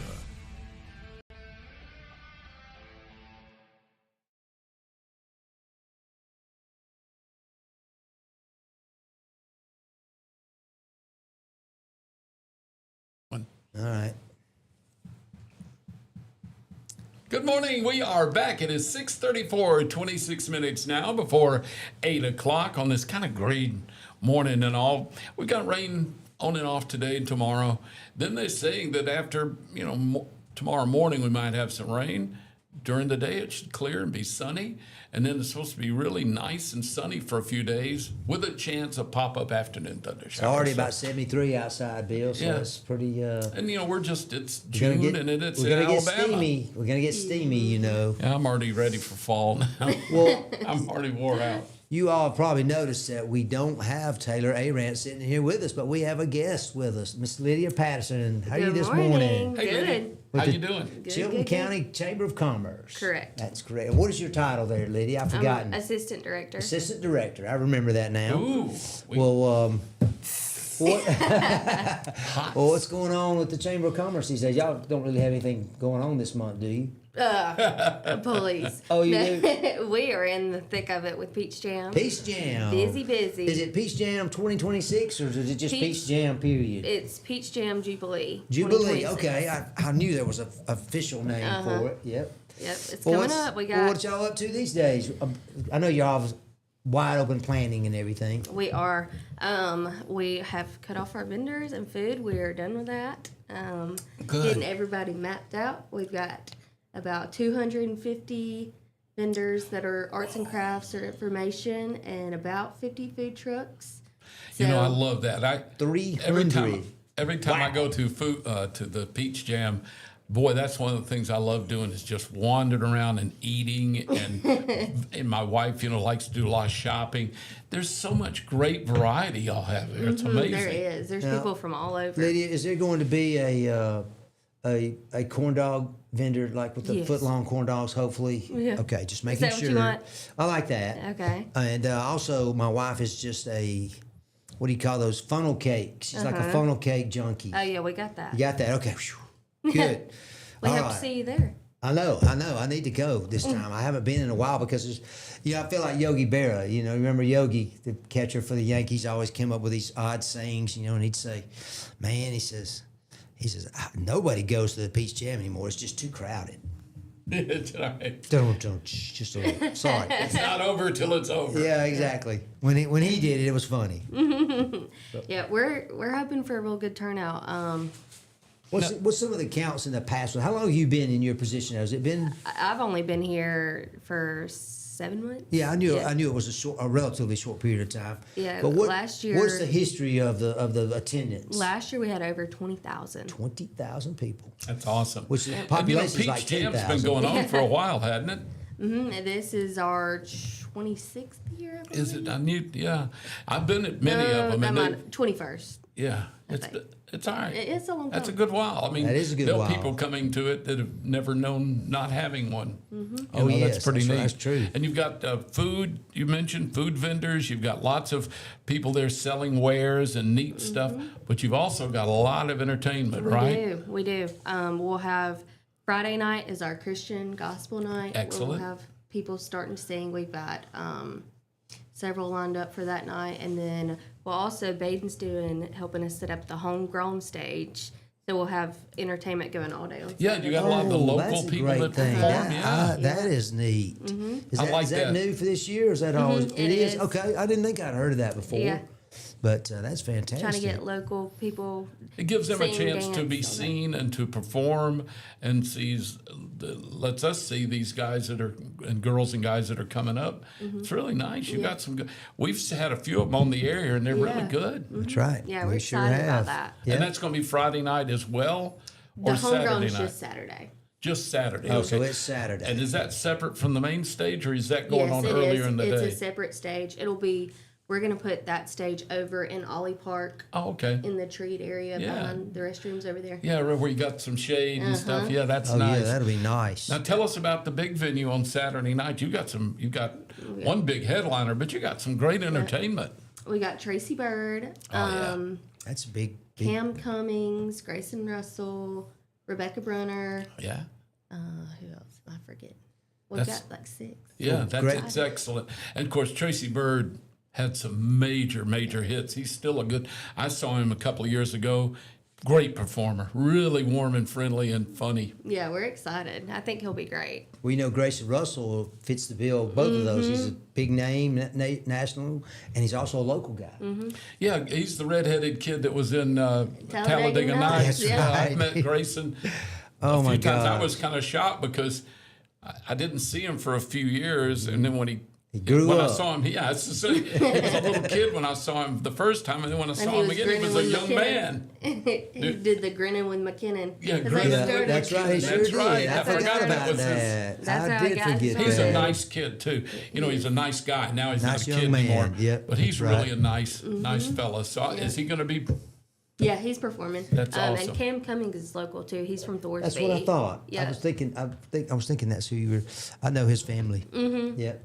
Yep. Well, this is great because it gives you a chance to. And now, what's the ticket price? It's free. That's what I was asking about. Free. It is. Wow. This is amazing. Free You can event. come to the Peach Jam Jubilee and have all this fun, and then get to see all this great entertainment for free. And right now, with gas prices and food prices and stuff, this is a great time for families to come and enjoy. Yep. And everybody will love these acts. And Tracy Bird's amazing. Free family fun. It is. It is. Advertise. What other things are you doing, like just for the real young kids? We have a kid zone. We'll That's have what I figured. inflatables, and I think we're gonna have like a bucket. What's it called when you throw the ball to hit the stop sign so somebody falls in the water? Oh yeah. You know yeah. what I'm talking about? Right, I do. I'm Like a drawing carnival blank. thing. Yeah, Yeah, that's it. fun Yeah. stuff. Yeah. That's it. Fun and games, and it's do they get prizes? The Is that dunking machine. Dunkin' booth. Dunking That's booth. what's Oh, called, it's the yeah. dunk- Yeah, I was oh, like, I was yeah. trying.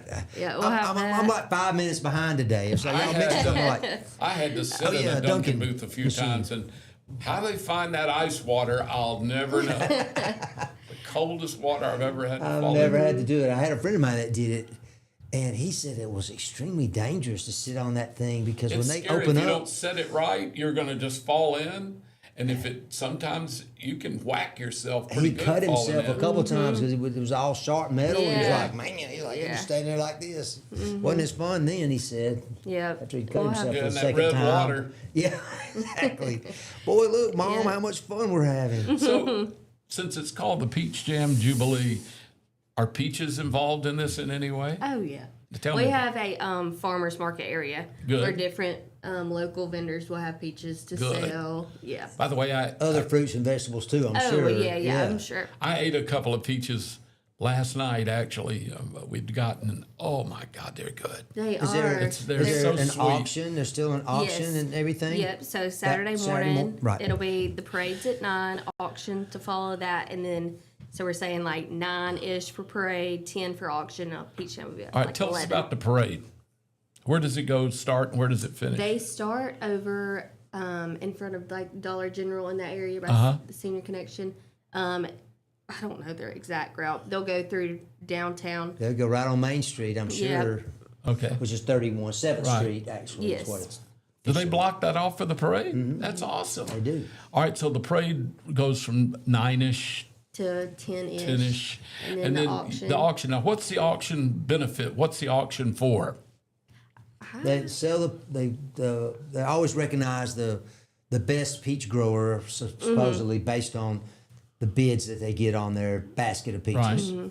And it may be more like a bushel. I don't know if they do a regular basket. I think they used to do a bushel. I don't know if what they do now. I haven't seen one in a long time. But I don't know about how where the money goes. I don't know about that part, but That's it's handled it's through a the it's a Lions That's Club. what? Handled through the Lions Club. Oh, Lions Club does it. Very so, good. they're big into eyeglasses They are. and other They things. do a lot but of that's all what I civic remember mostly stuff, about. yeah. Exactly, that's right. So the Lions Club supports the auction. Oh, that's excellent. Yep. Excellent. Yeah. Well, we're off the air. We're actually on the air, but we're off screen. You have to reset that. Oh, there we go. that's fine. We're back. I don't know that that's We good. really have a lot of high-tech equipment here. So you do the auction around 10-ish? Yeah. And how long does that usually last? So, like, Do a lot of people like to come watch that? I think so. Yeah, that'd be great. So then what happens after, is that when the day begins after that? It's just pretty Yep. much music constantly going from the stage and any other fun stuff that y'all want? I know you got sponsors that come out every now and then. Sometimes they'll throw shirts and Yeah. stuff. And we'll have a car show. Oh, where's the car show? man. Right there on the premise? Yes, it is. In the park? It's between the track and Goose Pond Park along the creek right there. Oh, Oh, excellent. that'll be a great venue. I love looking at the people that have the cars. That's just amazing to me. I was just up in south side of Gadsden a few weeks ago, and they had a car show up there. And man, I was just fascinated by watching all those old cars go by. Man, that was something. There Some was people a, put some not only effort but money in some of those cars. there to was get a 'em- Chevrolet Nomad. You remember Nomad? Nomad. I hadn't seen one of those. That's like a '57 Nomad. Is that Yeah. the one that has the wood? It's a station wagon, but But it was doesn't have the wood paneling on well, it? they could get that. The one that I saw was not. It was Oh. just a beautiful, bright red. I know we're digressing here, but that's the thing about car shows is that you don't know. Some guy like me is going to just be fascinated about 2 or 3, Right. and have to go see them. I'm gonna have to look that up because I have no idea what that is. Well, Nomad. a '57 That's Chevrolet because is it like was, the it most was built iconic. long before you were brought, Yeah, before that's you were right. built. Me too. Before I was born too. If we're keeping score at home. Sadly, I was around. Yeah, Bill was around. Bill was around. No, but seriously, the Nomad was the '57 Chevy is like I don't know, Bill. I would say the most iconic '50s car that you can buy out there. Yeah, a lot of people. 57, yeah. Obviously, if you like Fords, you wouldn't buy a Chevy, but you know what I mean. I mean, overall, the '57 is like the standard bearer, and it's the station wagon version of that vehicle, which is really cool looking. And I saw this thing on television the other day about station wagons, and back in our day, how we would just jump in the back and just roll around in there. There was no mandatory seat belts and stuff. Nah. And I don't We know. used to. I was trying to think of if I ever hit my head or something, but I don't remember doing that. Me I neither. don't remember hurting Well, it didn't myself. matter. back You were a there. kid. You rolled My around, brother, you banged it was your his head, doesn't fault. matter. You know, if something did happen, it was We his used to fault. ride around the back of one with the, we'd roll the back, my friend's mother would roll the back window down and we'd hang out the back and wave at people and yell at people. And Oh just- yeah, it back was in we call it the no safety back at all. seat, the back seat. Yeah. Well, speaking of that, we'll be right back after these words from our sponsor. You're watching the Morning Mayhem here with Dollar Bill and Mike and our guest Lydia Patterson with the Chilton County Chamber of Commerce. We'll be right back after these messages. Thank you. Looking for the perfect way to unwind, compete, and have fun with friends or family? Then Putter Up Pelham is your next destination. Whether you're a mini golf pro or just out for a good time, Putter Up offers a one-of-a-kind indoor putting experience with custom effects lighting, sounds, and robotics at each hole, plus automated scoring and a virtual caddy to guide your game. And our ADA-compliant courses include special putters for individuals using wheelchairs or walkers, so everyone can join the fun from ages 4 to 100. Rain or shine, day or night, it's always game time at Putter Up. Come for the fun, stay for the challenge. Swing by Putter Up, where every stroke counts. Traditions come and go, but excellent service and compassionate care are benchmarks in any era. That's what Ellison Memorial Funeral Home is committed to providing you, whether through the pre-arrangement process or seeking services at your time of loss. Ellison Memorial offers a noticeable level of care and attention to detail. Others do not. So before making a decision based on yesterday's traditions, experience the Ellison difference when it comes to your loved one's final arrangements. You'll be glad you did. Call us today at 205-280-4600. Ellison Memorial Funeral Home, setting the new standard in local funeral service excellence. We are always here when you need us. Underage drinking is deemed by many adults to be a rite of passage.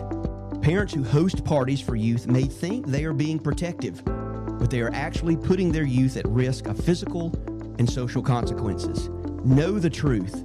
Underage drinking and social hosting is a bad mix.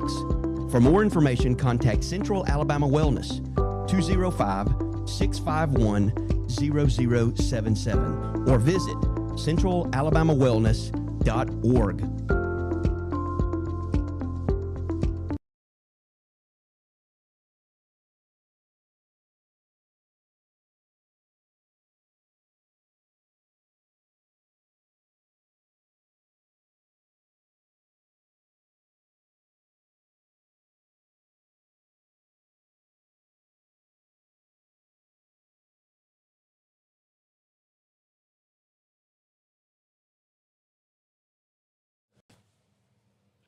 Good morning, 7:49, 11 minutes now before 8 o'clock. Piper Peach Radio's Morning Mayhem. We're glad you're with us. Hope you're having a good start to the week here on this Monday morning. We got rain continuing today and part of tomorrow. Then it's going to clear up and it's going to be really hot. We're going to feel like we're in June next week. I think we get up into the 90s, so it's going to be pretty hot. Speaking of Pretty hot. yeah. All right, ladies, tell us more about the Peach Jam Jubilee. So June 26th and 27th. Friday and Saturday. I don't even know if we mentioned the date. You know, we may not have. I don't I know recall. we were talking about it, but Yeah. I think it might have been before we were on air. I think it was. I think we were all prepared. Sorry to interrupt you. Well, it's the you're last weekend of June. That's Yeah. right. June 26th will be our praise and worship night. That will start at 5 p.m., go to 10 p.m. We will have Sean Nix, Trinity Bain, Rebecca Bruner, and Austin French as our headliner. And we're going to have a message in there in the middle of artists and things like that. And we'll have our vendors and everything out that night as well. And then Saturday, June the 27th, we will have everything will start around 11 a.m. Of course, you'll have the Lions Club will have the parade and the auction. We were and- just talking. That's what we were talking about. Yes, and so then you come over to the Peach Jam, and that's where we'll have all the vendors and everything out there. We'll have the homegrown stage, and people be playing all day. And then about 4:30, something like that's when we'll kick off on the main stage, introduce our past Peach Queens or new Peach Queens. Oh, that's a nice thing. And then we will have Grayson Russell, Cam Cummins, Rebecca Bruner, and then Tracy Bird. It's going to be a great lineup. And of course, again, as we mentioned a little earlier, this is all free. Yes. I mean, do you have to pay to park? Nope, you don't have to pay to park. And this is all because of our wonderful sponsors. We've got Amherst and McKinnon, and we've got a long list of wonderful sponsors and community partners that help make this happen and help keep it free for the public. I think it's great. You know, this area has had such a history with peaches, and this is just a great way to continue from generation to generation having something Clanton can just hold on to as theirs. I think it's great. And you've had Peach Queens for a lot longer than we've been doing the jam, haven't you? Yes, the Peach Festival through the Lions Club, that has been going on for 78, that's maybe 78 Since the 50s, years? Yeah, wasn't it? I think the first Peach Queen, I think, was 54. So yes, a long time. 72 years ago. Something Yeah. like that. So it's been going on for a long time, and we're so thankful to be able to work with the Lions Club at this, because we call this like the grand finale of the Peach Festival that they have. Right. So we just we were able to work together with them, and just to see everybody working together make this happen. That's my favorite part, and to be able to honor the farmers and the peach industry that's put us on the map. So Chilton County Peach is known all over the world. All over It's the really world. amazing. yes. I used to talk about them when I would travel all over the world, and people would say, "Oh, I go from Chicago all the way down right through Birmingham and go right to the beach." I said, "Well, if you've ever noticed, there's a water tower right there on the right. Looks like a big old peach. It's like a giant peach. Oh, I've seen that." And then they always talk about Peach Park or Durban Farms. That's where they go, Bill. They really like yeah. those Me two too. places. Yeah, exactly. That's Me right. too. I mean, Mary and I, of course, I've lived in Birmingham, and then we lived in Alabaster for a number of years, and now we're in Columbiana. We come to Peach Park and Durban Farms and all this area to eat all the time, because there ain't nothing much in Columbiana. Yeah, So we come true. to Clanton for the big city. We do, and it's I just love it. And of course, I was just saying last night we went. We had a couple of peaches we bought last week, and I'd forgotten they were in the fridge, and I found them last night. And I eat a peach like a lot of people eat an apple. I eat it with the fuzzy everything. Oh, yeah. I don't peel it. My wife, that just drives her crazy. She's got to have hers peeled. So I pulled the two peaches we had left, and she thought I was going to peel her one. I just ate them both.